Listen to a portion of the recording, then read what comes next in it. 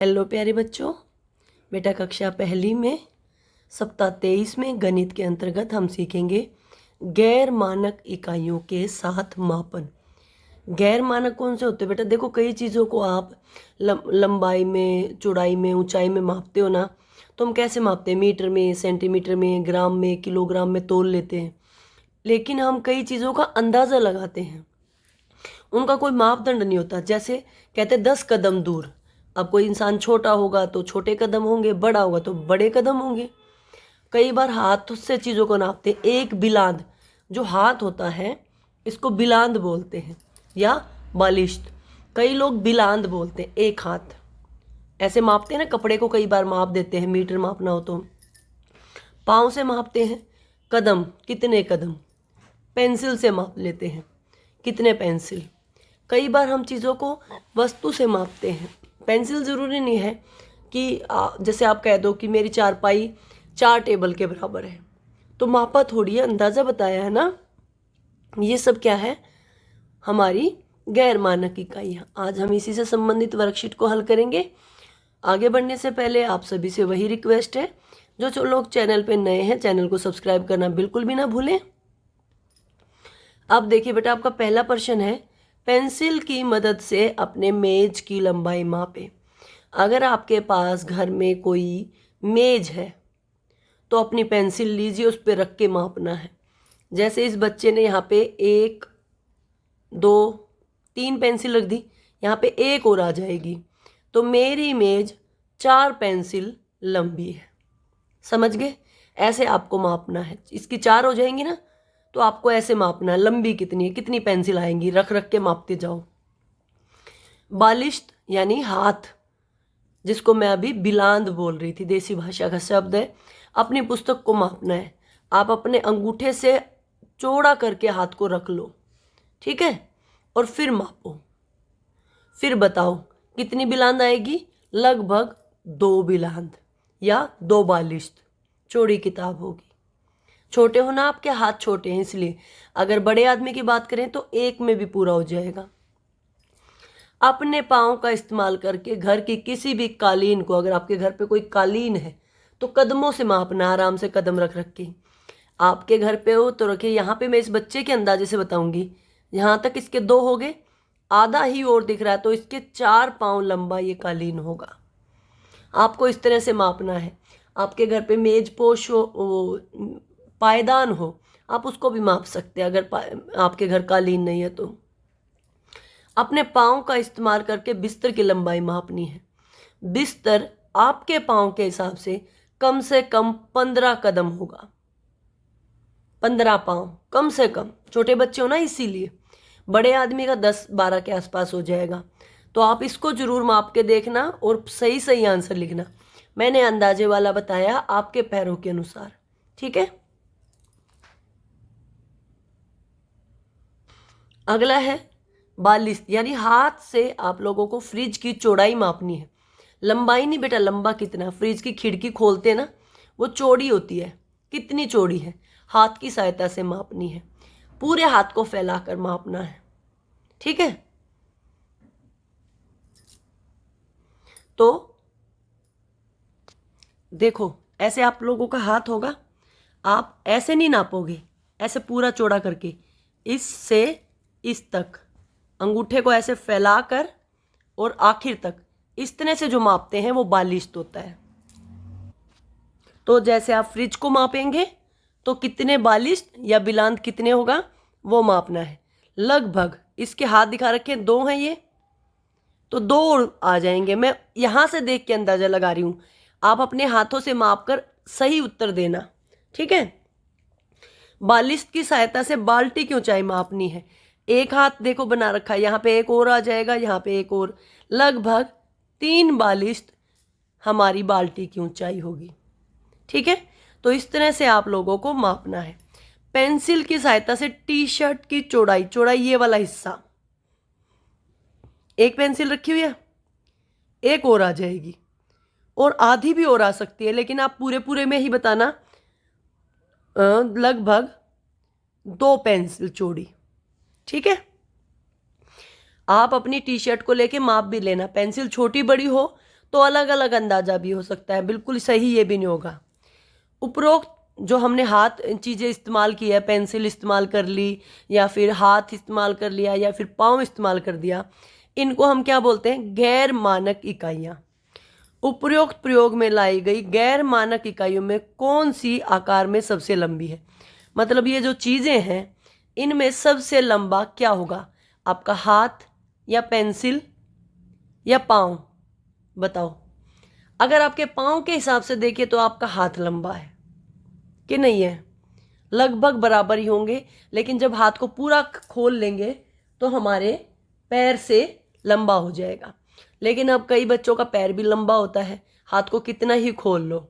जैसे अब मैं अगर अपने हाथ से अपने पैर को मापूं तो मेरा पैर बड़ा है ना, और पेंसिल छोटी बड़ी हो सकती है, तो हम इसमें पाँव को ही मानेंगे। ठीक है, पाँव सबसे लंबी मानक इकाई है। ठीक है, और सभी गैर मानक इकाई जो सबसे लंबी है पाँव, ऐसे लिखना भी है आप लोगों को। ठीक है, बस आज हमने यही सीखा है कि हम चीज़ों को बिना मापने की इकाई के कैसे मापेंगे। आगे है जीवन कौशल में पिकनिक। पिकनिक की योजना बनाना।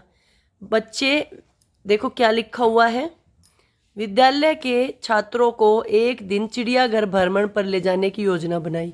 मतलब स्कूल ने सोचा बच्चों को चिड़ियाघर घुमा के लाते हैं।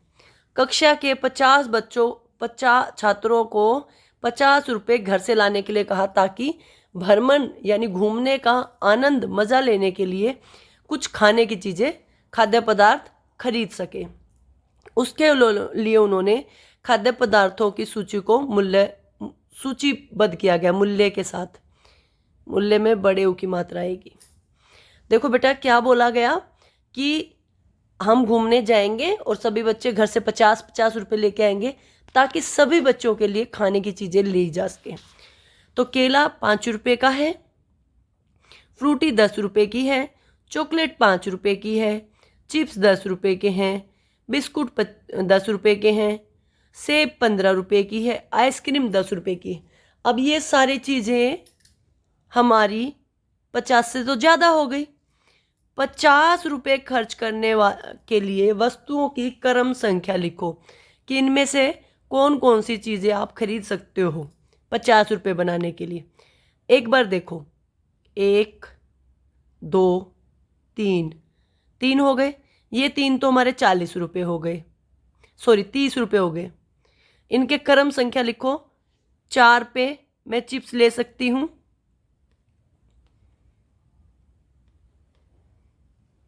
मैंने देखो पहले मैं ले लेती हूँ, चलो फ्रूटी 2 नंबर वाला ले लिया मैंने।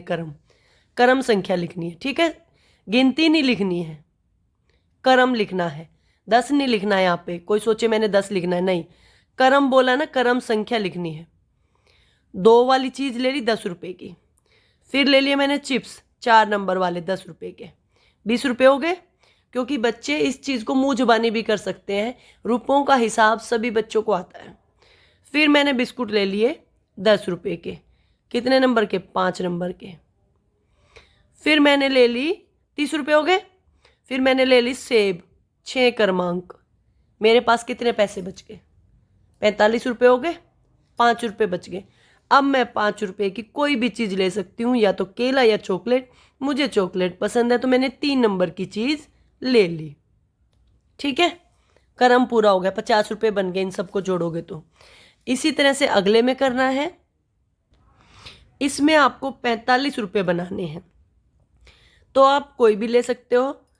ठीक है, 5 रुपये का केला ले लिया, 10 रुपये की फ्रूटी ले ली 15 रुपये, और फिर मैंने चिप्स ले लिए 25 रुपये, फिर बिस्कुट मेरे कितने रुपए के हो गए? 35 रुपये, और 10 रुपये की आइसक्रीम 45 रुपये। या फिर और कुछ भी ले सकती हूँ मैं, 10 रुपये की आइसक्रीम, 15 रुपये की सेब, 25 रुपये हो गए। 5 रुपये की चॉकलेट, 30 रुपये हो गए। 5 रुपये का केला, 35 रुपये हो गए। बाकी जो चीज़ें बची इनमें से कोई भी ले सकती हूँ, फ्रूटी ले सकती हूँ या फिर चिप्स ले सकती हूँ, या फिर बिस्कुट ले सकती हूँ।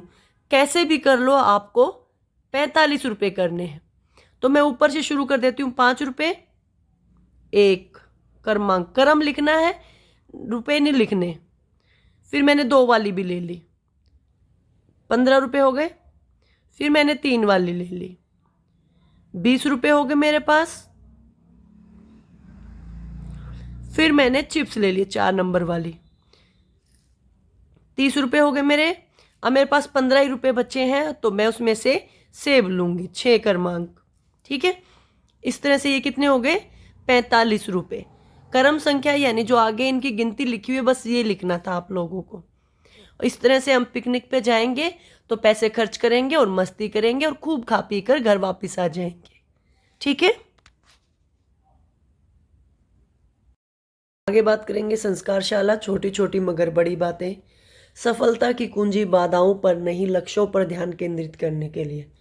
मतलब अगर आप जीवन में सफल होना चाहते हैं तो जो मुश्किल है उन पे ध्यान मत दो, जो आपको जीवन में पाना है उस चीज़ पे ध्यान रखो। लक्ष्य ये होता है कि आप जीवन में क्या करना चाहते हो, ठीक है, लेकिन उसके रास्ते में जो छोटी छोटी मुसीबतें आती हैं उन पे ध्यान देने की ज़रूरत नहीं है। क्या खाना पीना है? अंकुरित सलाद खाना है। गतिविधि में अंकुरित सैंडविच बनाना है, अंकुरित चाट बना के ब्रेड के अंदर डाल के अंकुरित सैंडविच। खेल क्या खेलना है? आँख मिचौली। आपकी दैनिक दिनचर्या वही है, माता पिता का अभिवादन करके दिन की शुरुआत करें, दांतों को दिन में 2 बार ब्रश करें, प्रतिदिन स्नान करें, खूब पानी पिएं, संतुलित आहार लें, अपने चेहरे को छूने से बचें, हाथों को बार बार धोएं, अपना गृह कार्य समय पे पूरा करो। जो आज अब वर्कशीट मिली है इस काम को जल्दी से पूरा कर लेना। कोशिश की है कि आपको सभी प्रश्न समझ में आ जाएं। वीडियो पसंद आए तो लाइक कर देना, चैनल को सब्सक्राइब कर लेना। वीडियो देखने के लिए आपका बहुत बहुत धन्यवाद।